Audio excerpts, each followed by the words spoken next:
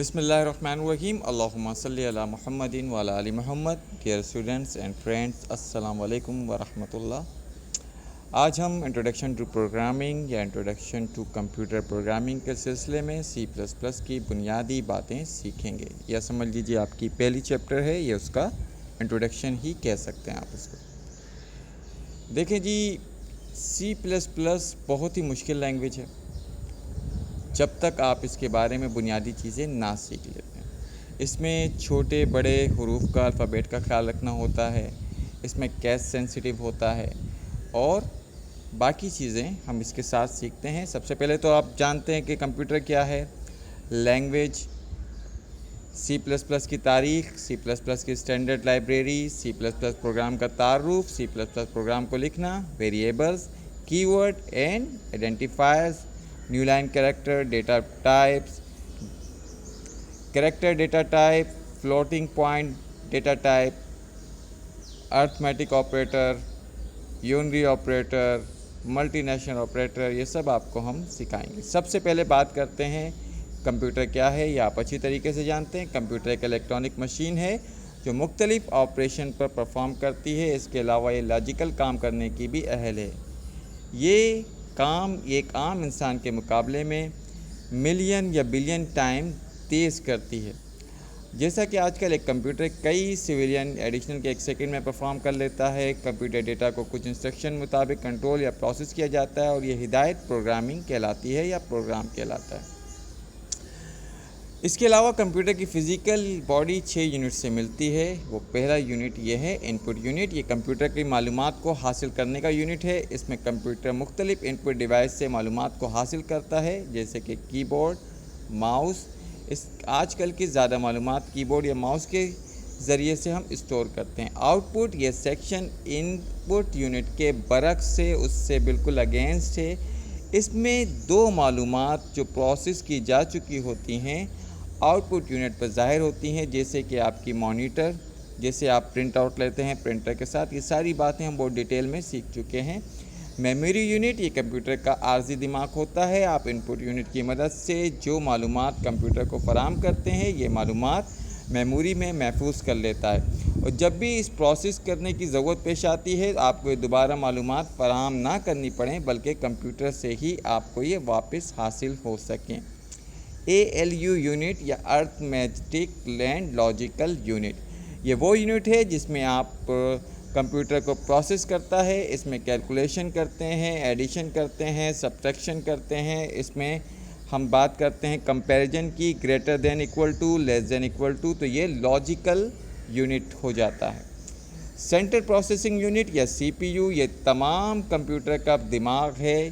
یہ دوسرے سیکشن کی نگرانی کرتا ہے، انہوں نے کون کون سے ٹاسک پرفارم کیے، کون کون سے آپریشن پرفارم کر رہے ہیں. دوسرے الفاظ میں کہا جا سکتا ہے کہ تمام دوسرے یونٹ کو آرڈر دیتا ہے کہ آپ نے یہ ٹاسک پرفارم کرنا ہے. سیکنڈری اسٹوریج یونٹ یہ میموری یونٹ سے کہیں بڑا ہوتا ہے. یہ کمپیوٹر کا مستقل دماغ ہے جس میں آپ تمام ڈیٹا خود جو پروسیس ہو چکا ہوتا ہے اسے محفوظ کرتے ہیں، جیسے کہ آپ کی ہارڈ ڈسک ہوتی ہے. آپ نے اوم کمپیوٹر کے بارے میں پڑھا ہوگا، سپر کمپیوٹر کے بارے میں پڑھا ہوگا، اور IBM کے مختلف کمپیوٹر کے بارے میں جو ہم اپنے انٹروڈکشن ٹو کمپیوٹر میں کلاسیفیکیشن اینڈ جنریشن کی بات کی تھی. یہ چیزیں ہم ڈیٹیل میں سیکھ چکے ہیں. آئیے لینگویجز کی بات کر لیں کہ لینگویج کیا ہوتی ہے. کیونکہ ہم آپ کو C++ لینگویج کی بارے میں بتانے جا رہے ہیں، تو ہم آپ کو یہ بتانا چاہتے ہیں کہ C لینگویج کو کیوں فوقیت دی جاتی ہے. پروگرامر مختلف لینگویج میں کمپیوٹر کے لیے پروگرام لکھتے ہیں. ان میں سے کچھ لینگویج میں لکھا ہوا پروگرام کمپیوٹر سمجھ لیتا ہے، لیکن بات کو سمجھنے کے لیے کسی ٹرانسلیٹر کی ضرورت ہوتی ہے. بالکل ایسے ہی جیسے آپ کسی ملک میں جائیں جہاں کی زبان آپ کو نہ آتی ہو، تو آپ کو ایک ترجمہ کرنے والے کی ضرورت ہوتی ہے جو آپ کو ان لوگوں کو آپ کی بات سمجھا سکے. آج کل کی جو ہم ان کو 3 حصوں میں تقسیم کیا گیا ہے: machine language, assembly language, high level language. ہم جانتے ہیں کہ ہمارا کمپیوٹر صرف 0 اور 1 کی فارم کو سمجھتا ہے، تو ہم جو پروگرام، جو انسٹرکشن اسے دیتے ہیں، جو کمانڈز ہم استعمال کرتے ہیں، اس کمانڈس کو 0 اور 1 کی فارم میں تبدیل کرنا، یعنی وہ زبان میں تبدیل کرنا کہ کمپیوٹر انہیں سمجھ سکے، یہ ہمارے پاس اس کام کے لیے انٹرپریٹر ہوتے ہیں، یا آپ اسے کہہ سکتے ہیں اسمبلر بھی ہوتے ہیں۔ مشین لینگویج کے نام سے ظاہر ہے کہ یہ کمپیوٹر کی مخصوص زبان ہوگی، اور یہ ایسا بھی ہے بھی کیونکہ کمپیوٹر صرف لینگویج کو ڈائریکٹ کیے بغیر کسی ٹرانسلیٹر کے سمجھتا ہے، اس کوڈ کو 0 اور 1 کی فارم کو سمجھتا ہے، یہ لینگویج مشین لینگویج کہلاتی ہے۔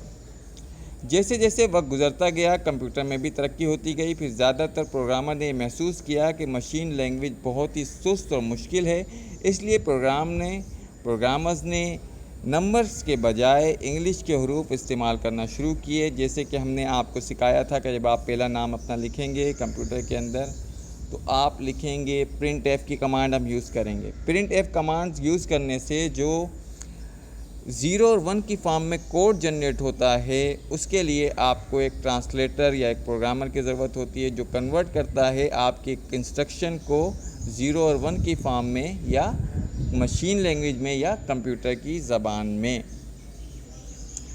آئیے ہائی لیول لینگویج کو جان لیں۔ ہائی لیول لینگویج ایک اسٹیٹمنٹ پر پرفارم کر سکتا ہے، اس لیے کہ ان کی دوسری لینگویج کی نسبت اسپیڈ بہت تیز ہوتی ہے، اور ٹرانسلیٹر پروگرام جو اس لینگویج کو مشین لینگویج میں کنورٹ کرتا ہے وہ کمپائلر کہلاتا ہے۔ C++ لینگویج بھی ایک ہائی لیول لینگویج ہے جو کہ تقریباً سب سے زیادہ پاورفل استعمال ہونے والی لینگویج ہے۔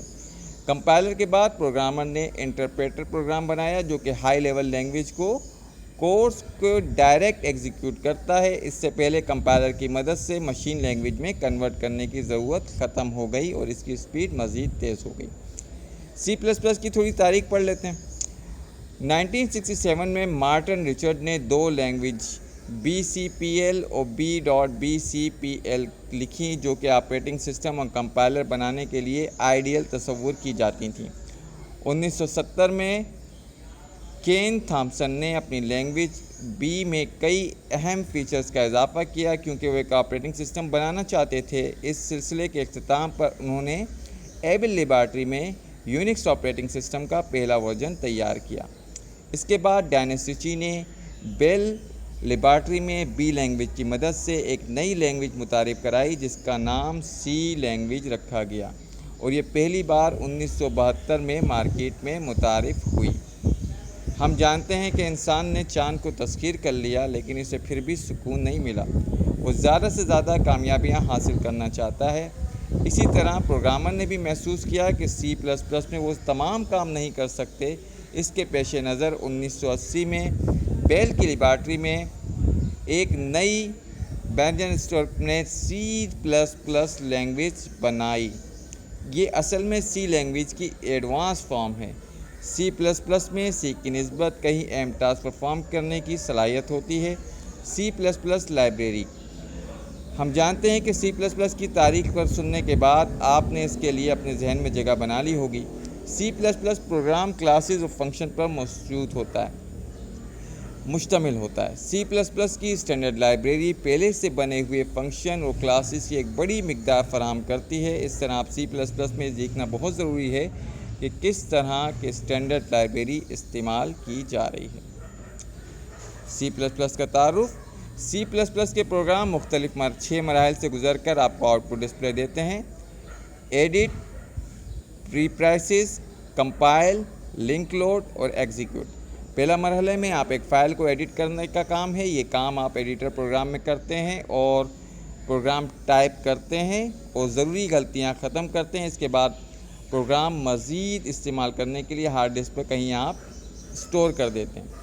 اس کے بعد پروگرام کو کمپائل کیا جاتا ہے۔ اس میں C++ کمپائلر یا C++ کوڈنیٹ مشین لینگویج کوڈ میں ٹرانسلیٹ کر دیتا ہے، یعنی کہ C++ میں جو آپ نے کوڈ لکھے ہیں، جو آپ نے انسٹرکشن استعمال کیے ہیں، اس کو مشین لینگویج میں آپ کنورٹ کر دیتے ہیں۔ اس کے بعد پروگرام اسٹینڈرڈ لائبریری یا آپ نے کہیں اور یا کلاس فنکشن استعمال کیا ہے تو اس کے ساتھ لنک کرنے کا مرحلہ آتا ہے۔ اس کے بعد لوڈنگ پوائنٹ ہے جو کوئی بھی پروگرام ایگزیکیوٹ کیے جانے سے پہلے میموری میں لوڈ کرتا ہے. یہ کام لوڈر کرتا ہے اور آخر میں پروگرام کو ایگزیکیوٹ کر دیا جاتا ہے. اگر اس میں کوئی غلطی ہوتی ہے تو یہ ایگزیکیوٹ نہیں ہوتا، ورنہ کمپائلر جب ایرر دے گا تو غلطی کی نشاندہی کرتا ہے. ڈیئر اسٹوڈنٹس، آج ہم نے آپ کو انٹروڈکشن بتایا. نیکسٹ ویڈیو میں ہم آپ کو پہلا پروگرام رن کرنا سکھائیں گے. السلام علیکم ورحمۃ اللہ وبرکاتہ.